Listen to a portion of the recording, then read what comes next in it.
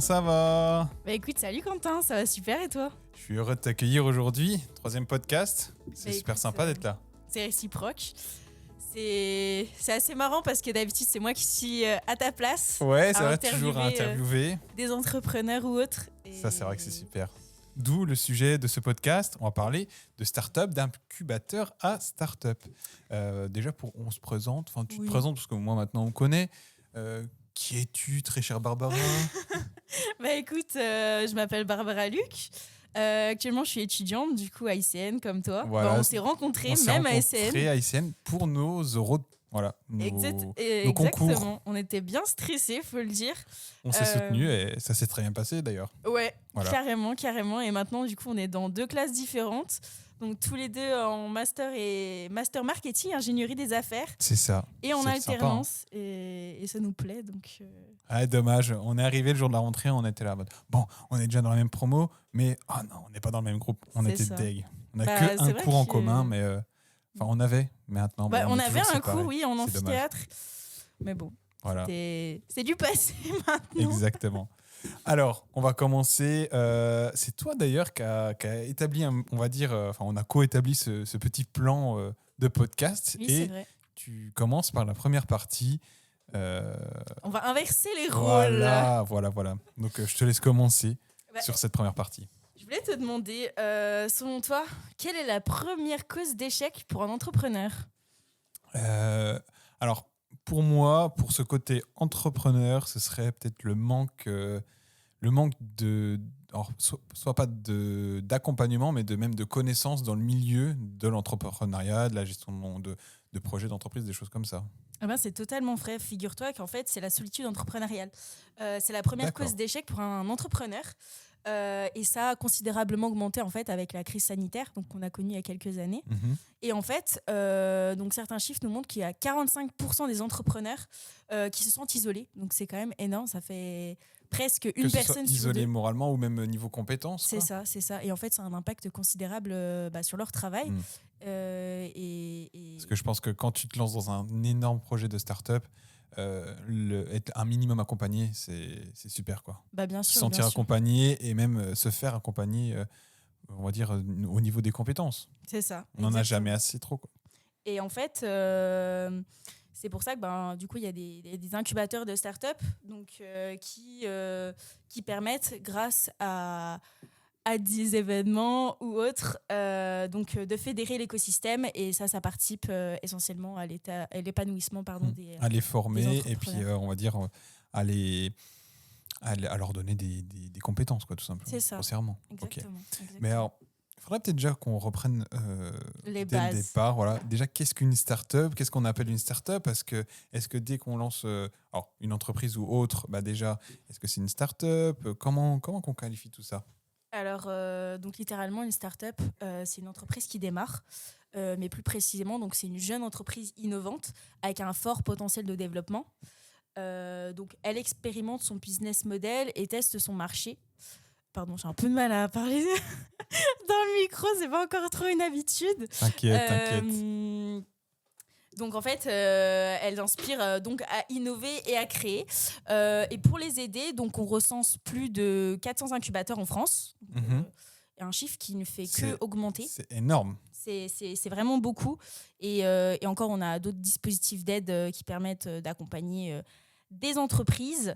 Et on a 55% des startups qui ont moins de 5 ans qui se sont fait accompagner par un incubateur de startup. D'accord. Mais du coup, là, donc la startup, tu m'as dit, toute jeune entreprise, créative, innovante, mais ça peut être n'importe qui peut lancer sa startup et pour n'importe quel domaine, on va dire. C'est ça, exactement. Par exemple, moi, à titre personnel, je travaille actuellement en alternance dans un incubateur de start-up, donc qui est Alpha à Épinal. Et en fait, on se rend compte qu'on a une cible et un profil très large. Donc, ça passe d'étudiants tout droit sortis d'études à des personnes qui ont en fait établi une expérience dans une entreprise, qui ont fait face à des problèmes et de là, en fait, souhaitent les résoudre en créant une start-up. dans divers domaines, aussi bien la restauration que la santé ou encore dans l'intérim. Donc en fait, ça touche des secteurs d'activité très larges. Un grand spectre quoi. C'est ça, exactement. Et je trouve ça très enrichissant parce qu'en fait, on est amené à rencontrer des entrepreneurs dans plein de domaines différents. Et en fait, on apprend en étant à leur côté. Et voilà. C'est vraiment super, quoi. Et c'est génial. Et c'est génial parce qu'en fait, ils sont mélangés. Il y a des promotions de start-up plusieurs fois par an. Par exemple, à Épinal, il y en a 2. Une au mois de septembre et une au mois de mars. Et en fait, les profils sont très variés. On a des femmes, des hommes. Vraiment, c'est très hétérogène. Et du coup, ça permet vraiment d'avoir accès à un large réseau de connaissances, entre guillemets, parce qu'en fait, un entrepreneur c'est le réseau qui à Épinal peut avoir accès aux connaissances d'un startup manager qui est à Semia, à Strasbourg. C'est vraiment... Alors là, j'ai eu l'expérience dernièrement, mais j'ai pris connaissance que vraiment avoir un réseau, développer son réseau professionnel, c'est vraiment une force absolue. C'est hyper important. Que tu aies ta startup, des projets à côté, déjà ton entreprise, c'est super important. Ça peut t'apporter de grandes opportunités et c'est vraiment super cool, quoi. Ah bah clairement à tout niveau, hein.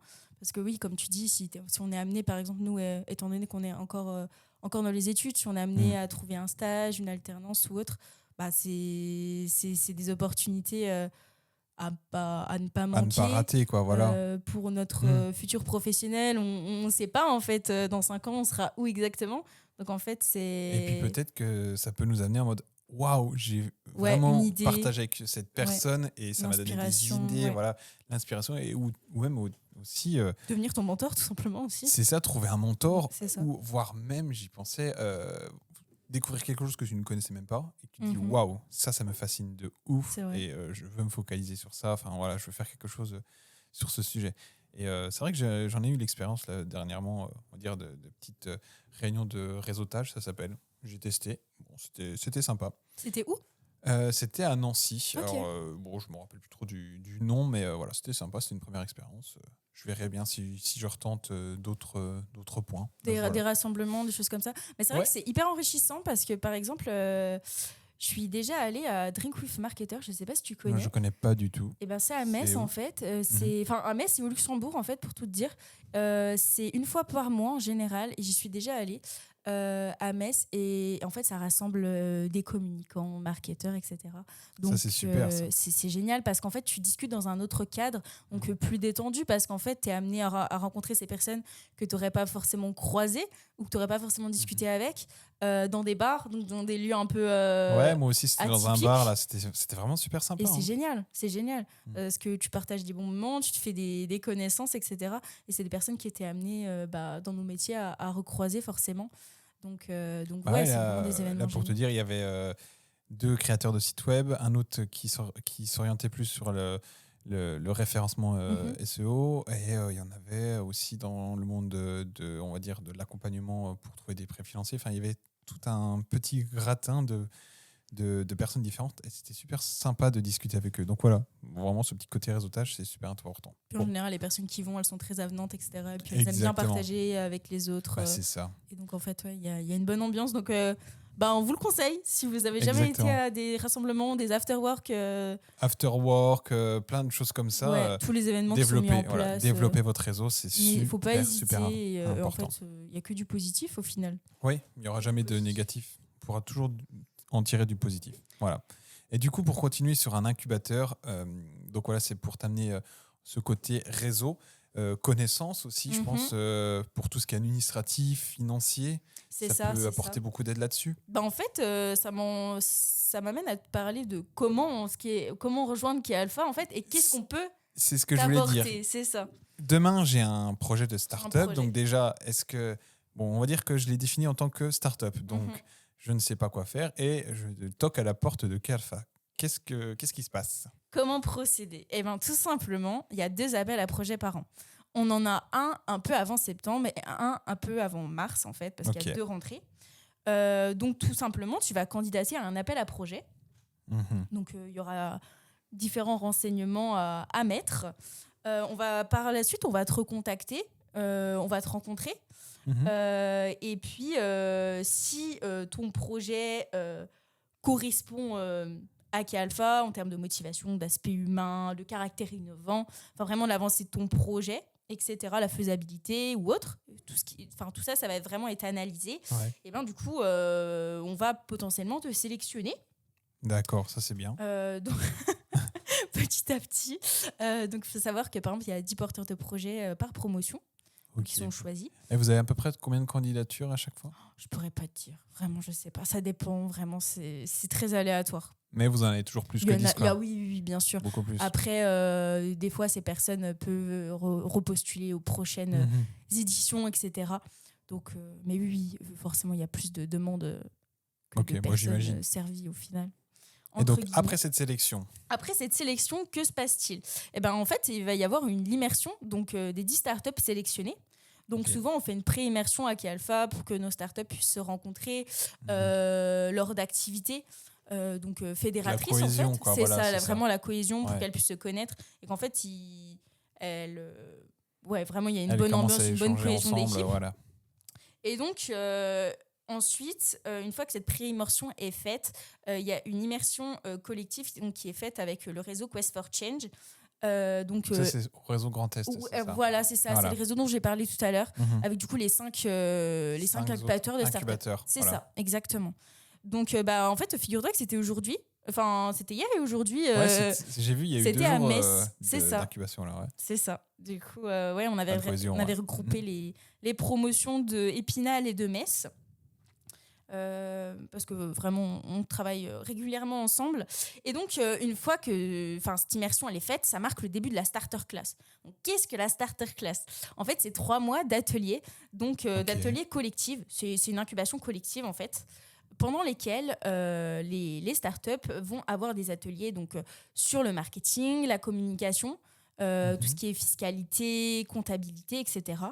Donc vraiment pour les mettre entre guillemets sur le même pied d'égalité pour qu'elles aient toutes les mêmes bases. Ok. Donc elles ont des ateliers plusieurs fois par semaine.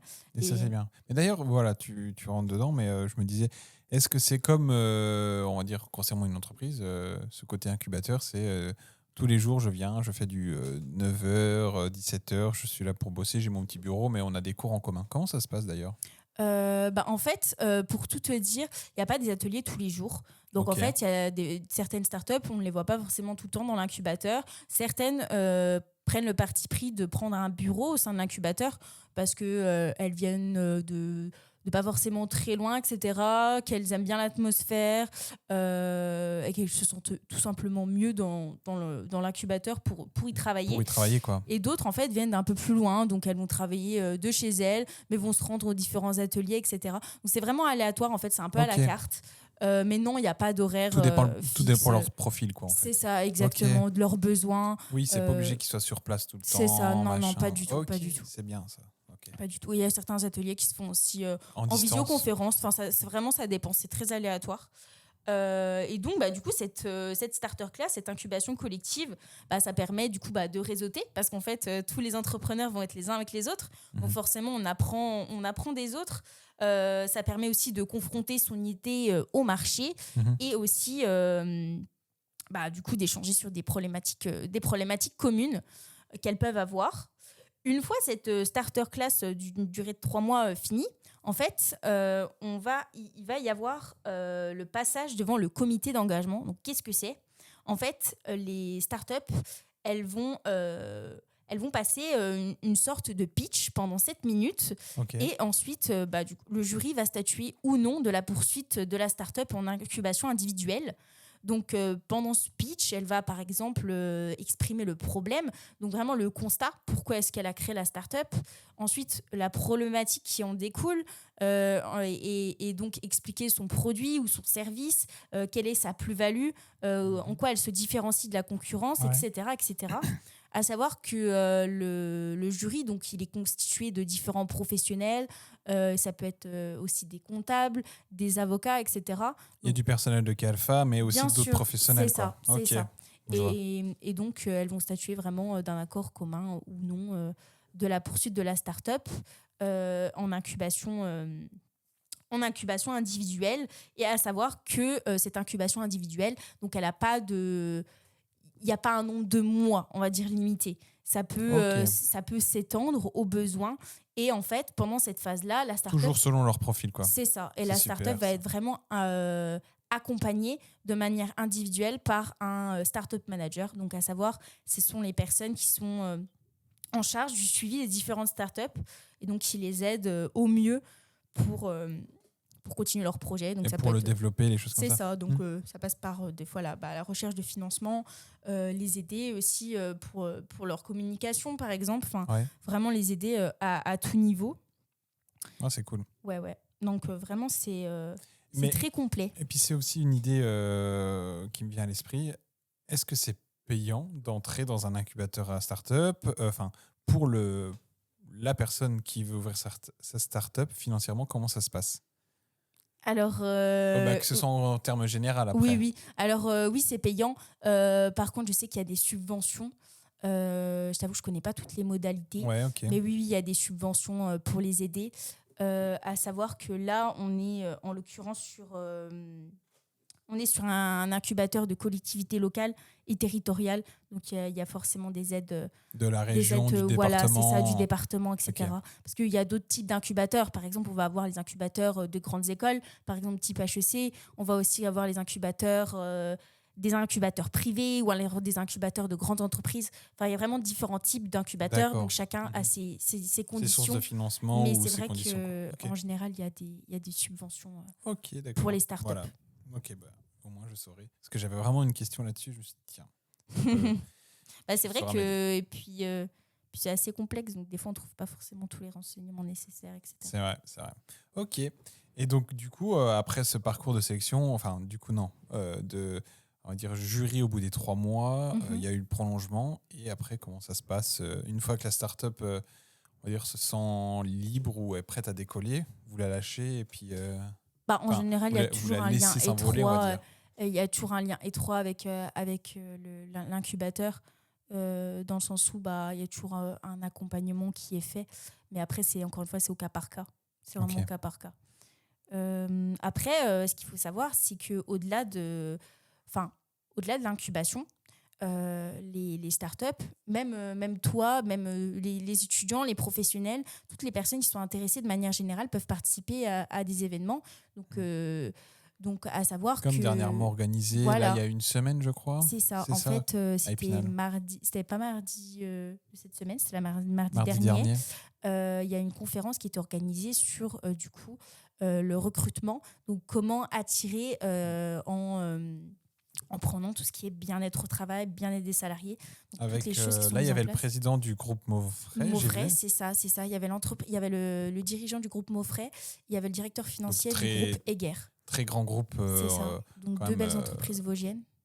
En plus, déjà créées C'est ça. vosgiennes C'est et ça. qui ont, on va dire, un grand impact, notoriété française. Enfin, Clairement, plus que ça. oui. Ouais. Oui, une belle notoriété même au niveau international. Donc on les recevait et c'est hyper enrichissant. En fait, pour tout te dire, on organise du coup des événements, donc à savoir qu'ils sont tous gratuits.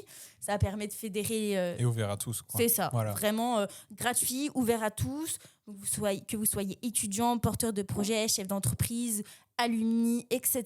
ou curieux tout simplement.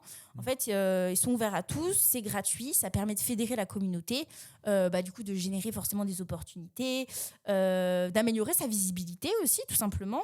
De se faire connaître, d'accroître ses compétences en fait. C'est là qu'on peut aussi, comme on le disait, se faire un réseau. Bien sûr. Que ce soit avec sûr. les spectateurs ou même les intervenants. Bien sûr.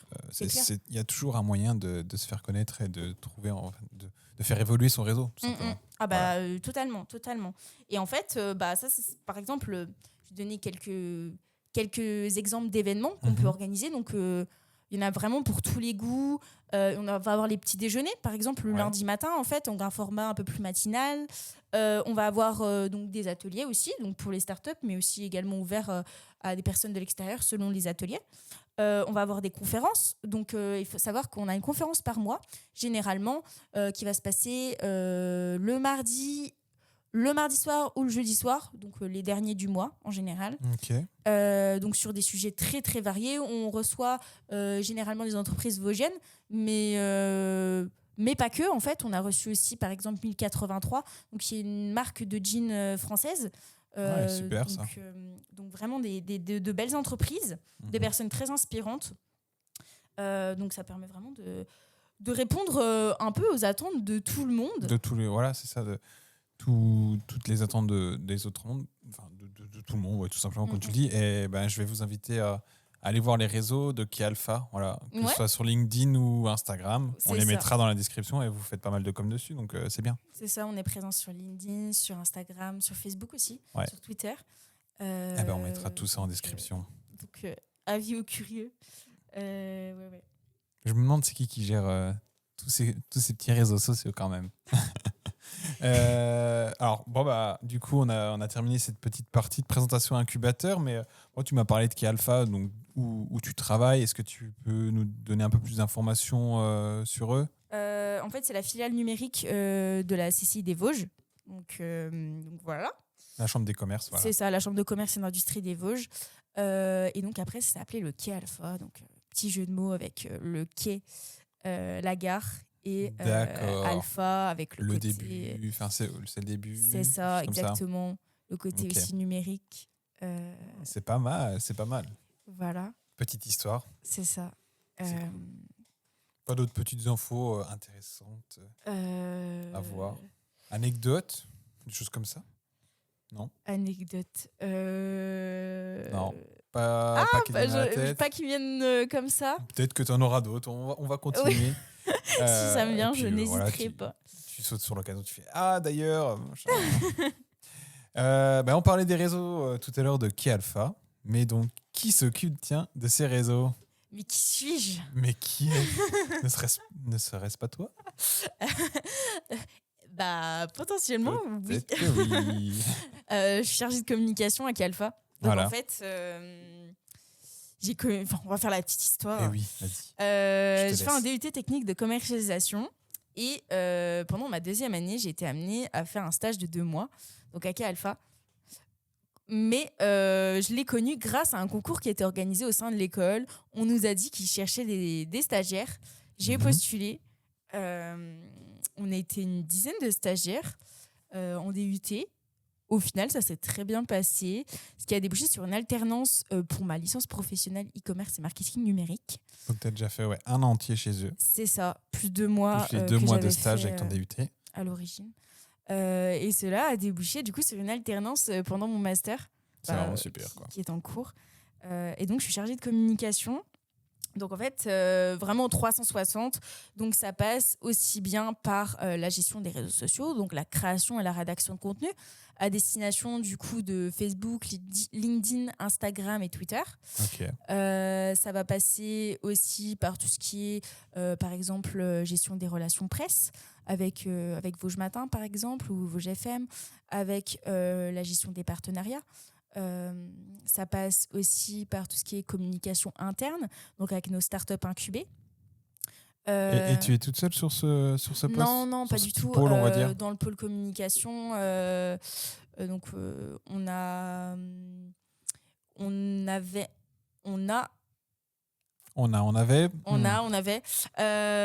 du coup un vidéaste, on a également un motion designer, on a un responsable des contenus. Et nous avons... Il y a une belle petite équipe technique quand même dans ce pôle média, c'est sympa, quoi. C'est ça, ouais. Et c'est toi qui chapeaute tout? Alors non.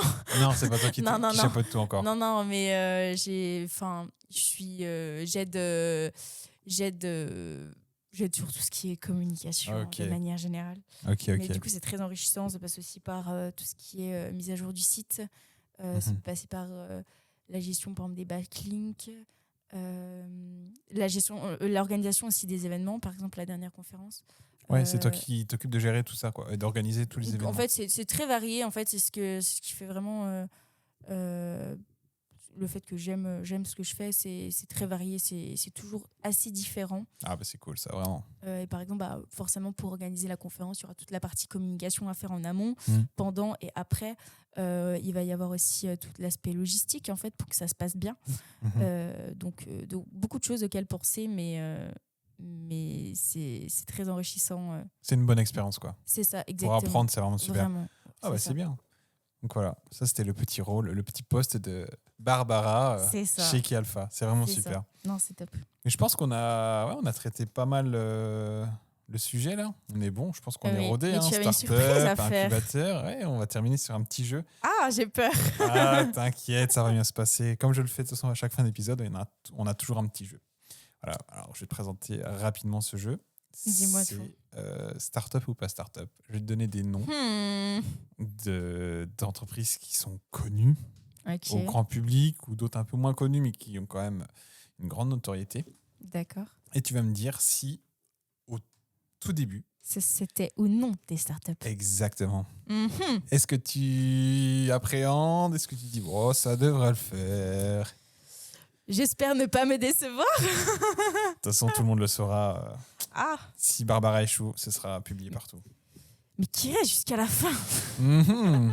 Il faut nous dire, dites-le en commentaire si vous êtes resté. Dites-le en commentaire si vous êtes resté jusqu'à la fin. C'était la meilleure partie. Et puis, il faut réagir sur Twitter avec le hashtag, un coin dans l'univers. Vous direz. Alors, t'es prête? Prête. Allez, c'est parti. Première entreprise, Airbnb.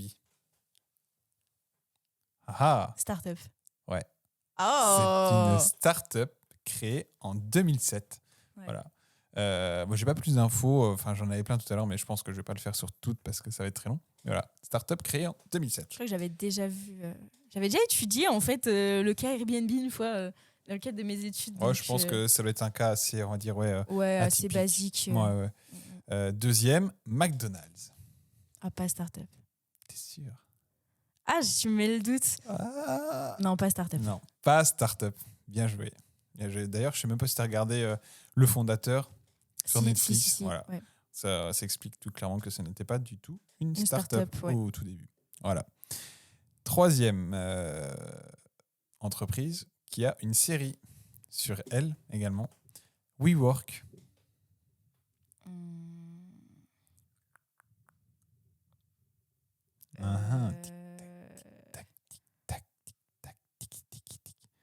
Allez, vas-y. Startup. Ouais, c'est une startup. Pour l'instant, on est sur un sans faute. Sans faute, c'est pas mal. Hein. 3 sur 3. Dites en commentaire si vous êtes fiers de moi. Est-ce que vous êtes fiers de Barbara? Hashtag un coin dans l'univers. Oui, c'est ça, exactement. Alors, WeWork, c'est une startup créée en 2010 et j'ai connu, on va dire, cette startup grâce à la série We Crashed, donc qui est disponible sur Apple TV+. Donc, je vous conseille fortement d'aller voir cette série. C'est une grande source, on va dire,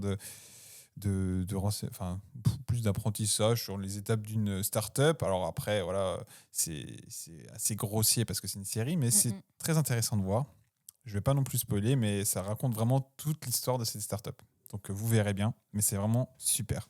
Allez vraiment, voir. À la fin, tu as vraiment envie de monter ta start-up. Je te le dis tout de suite.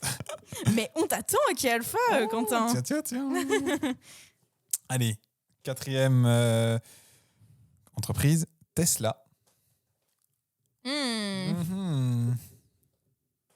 Notre cher Elon, est-il déjà présent dès le début? J'ai le doute. Startup.